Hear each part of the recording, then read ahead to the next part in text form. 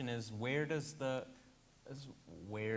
the fiction end and the real begin? Yeah. And so is it at all useful to even talk in those terms? that's a great question. I don't think that's at all a terrible question. It's only a terrible question if it has a terrible answer, right? So at the end of the book, and this isn't going to give anything away to those of you who haven't read it, there's a 13-year-old girl sitting in the courtyard of a museum in New York thinking, I've heard about these events in a very shadowy way from my family, and I would like to start asking questions about that. Is that person me? Absolutely not. I mean, she's a person whose experience was probably similar to mine in some ways, but I think that what she was kind of an approximation of what so many of us feel who have grown up in families where the Holocaust is somewhere in the background. We hear about it in these shadowy ways. We get bits and pieces of stories, and at a certain point in our lives we think, my God, I really want to know what it is that happened. I want to know more about these family members who aren't with us. I want to know the background to the stories that I've heard my family members tell in a kind of incomplete way. And so I think that girl is a kind of representation in a way of that impulse among all of us. How much of the story in the book is my family's story?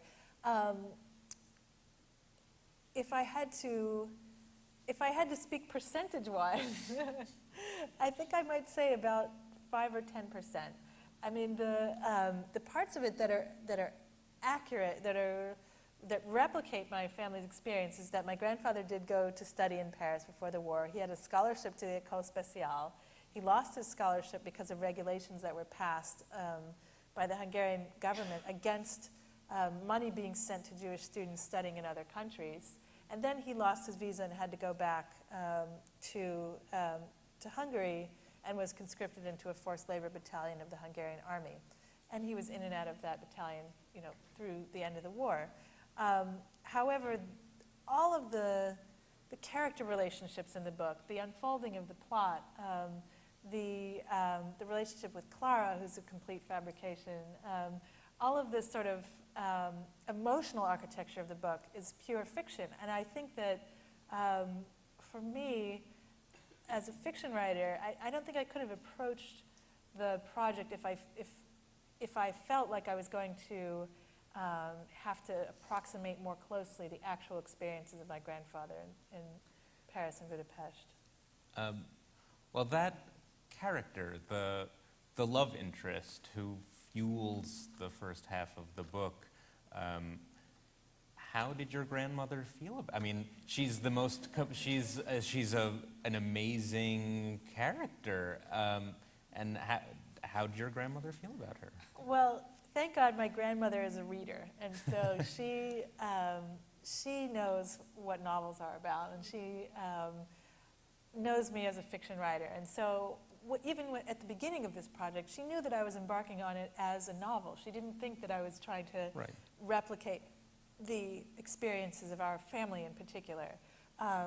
What was important to her was that I be historically accurate in the way that I represented these characters' experiences. And so maybe we should say a little something about why it might be shocking for your grandmother to be, to have a fictional avatar that is Claire Morgenstern. Well, Clara Morgenstern is 9 years older than Andras, and she's a former ballerina. She's living in Paris, and she has a 16-year-old daughter when she's in her very early 30s, which my grandmother did not. None of those things are true of my grandmother. My grandmother was 8 years younger than my grandfather. She was a dressmaker who never lived in Paris, and so they're quite different as characters. And the part of Clara's experience that I wrote that was closest to my grandmother's was that Clara survives the siege of Budapest in an international Red Cross shelter close to the center of town. And my grandmother did as well. My grandmother had a 2-month-old baby at that time, my aunt, and they They spent about a month living in this International Red Cross shelter with very little to eat, no running water, middle of winter, all the windows were broken. And when I heard about those experiences, I thought, my God, that's got to be part of this book. And so that was one of the places where her experience guided me and her reading helped me to be more accurate. So maybe, if you would, a section from that second half of the book. Sure. In fact, I could even read a little piece of that, if you'd like. Sure.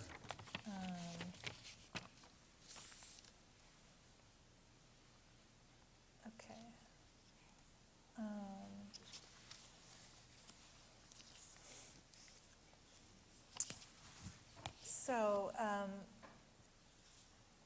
Okay.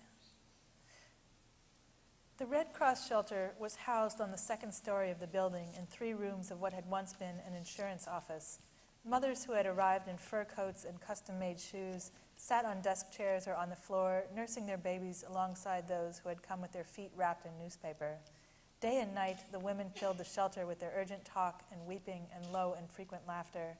They soothed the babies with songs, tried to distract the 2- and 3-year-olds with hand games and improvised toys. Pebble-filled pillboxes became rattles. Dirty rags became pigtailed dolls. The mothers took turns washing their babies' diapers in a laundry room on the ground floor, their only source of running water. When bombs broke the windows and the building became so cold that the newly washed diapers froze, they wrapped the diapers around themselves at night and dried them with the heat of their bodies. 10 times a day, it seemed, they rushed down to the shelter beneath the building and huddled there while the bombs fell all around Sabad Shagter.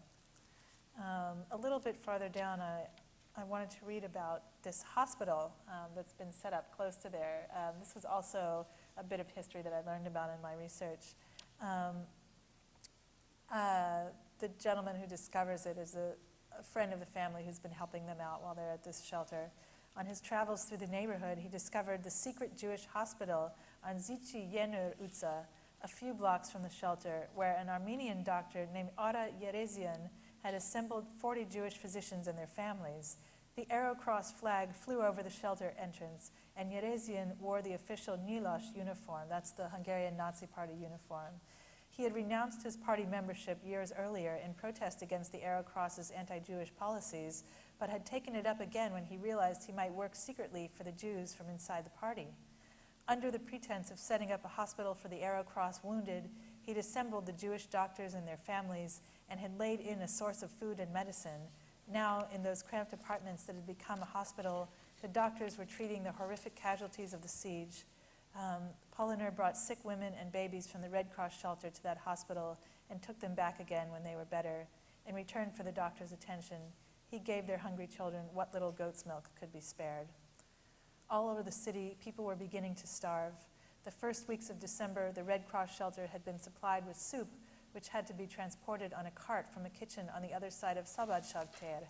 When the soup ran out, there were soybeans and potatoes in their own cooking water, then just the soybeans, then finally nothing except what the goats produced on their own starvation diet. The women of the shelter pooled their jewelry and gave it to Polliner so he might trade it for food. Clara slipped her mother's wedding band and engagement ring into the bag with the rest, but Polliner returned empty-handed. The women's jewelry was worth nothing. There was no food to be had.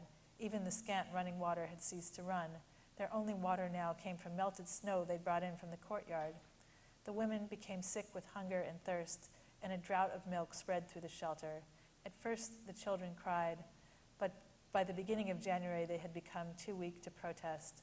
One by one, they went silent, their breathing a fluttering of wings beneath the breastbone.